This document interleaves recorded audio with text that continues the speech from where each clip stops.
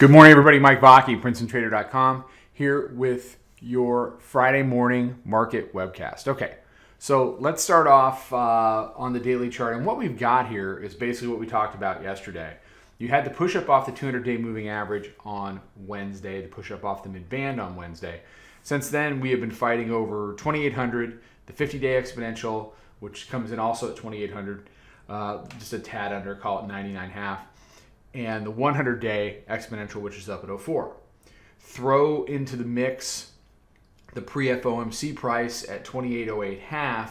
And what you had yesterday was, it was a decent day to trade. We did about 15, 16 handles. We had a couple of big ones, but we didn't really go anywhere. You can see the range just by the naked eye. You can see that's got to be the narrowest range in the last 7 days. I mean, we've been putting together some pretty good ranges. So what we've seen here in last night into tonight is they took it back up to 11 quarter.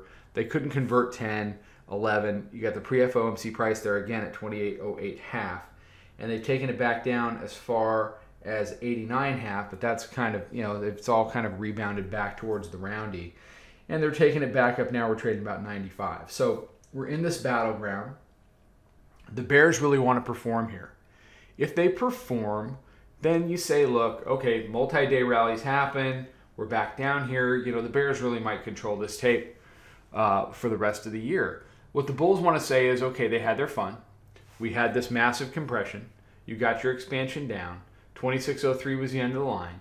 They've given up every significant moving average on the chart since then. And now we're back into buy dips mode.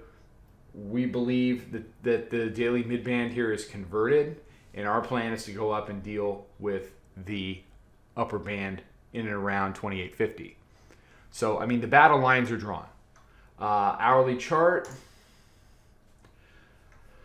Weekly pivot didn't even get a sniff this week. And it's been, it's been basically a straight up week. This is one of those weeks that people fight. And they get themselves into serious trouble. They say, well, we've gone up enough. We've gone up enough. We've gone up enough. And, they're fighting it. They're adding. They're taking huge hits. And it's completely unnecessary. So, what we've done this week is we've tried to stay with the upward trend as much as we can. We had some nice shorts along the way as well. Had a really nice short after jobs yesterday when the pre-FOMC price failed in and around 08 half. So 15.5 yesterday, 30 the day before that.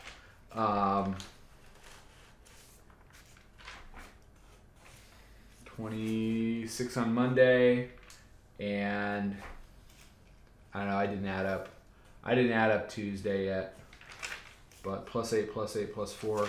Look, the point I'm trying to make to you guys is, if you just stay on the right side of the freeway, you're not going to get hit by cars so much. Okay? That's just common sense. I know it's hard to fight price when it's going up like this. I know it's easy to take that short. Here's the problem. It doesn't work. It didn't work. It hasn't really worked at times this year. I mean, any significant down move we've had this year has been telegraphed fairly well by a series of lower highs. It's not like it's peaked and dropped and not giving anybody a chance to get in. See, people want to be short. They don't think it's going to give them a chance to get in. It has always given you a chance to get in. And you know what? If it can't get over the top of 2,800, it's going to give you another chance to get in. February gave you a chance to get in. Everything is, everything has provided a chance to get in. The latest highs at 29.47, they compressed for a week and a half, and then we fell out of bed. Plenty of chances to get in. But the mentality from traders is, if I don't short it now, I'm going to miss it. I'm going to miss it. I'm going to miss it. You're not missing anything. What you're missing is another higher high. What you're missing is another flag back to test something like mid-band support, and then just the damn thing just keeps going up. So like I said, stay on the right side of the freeway, and you won't get hit by cars so much. What we try to do in the room is stay on the right side of the freeway. And if you trade this stuff every day and you're struggling, you should come on in, because in my humble opinion, if you pay attention, follow along, and learn from a lot of the great people we have in here, you won't be struggling anymore. So I'll be out with some stuff later today. I'll be very interested to see how 2,800 plays out. I told you guys yesterday that my biggest thing was, are we going to close above or below 2,800? We closed above, and then they pretty much just gave it up. So it's that whole decision has been tabled into today, and it may be tabled into next week. We could fight over the roundie for a while because the result of this battle is very important, and the result of this battle is going to stretch on into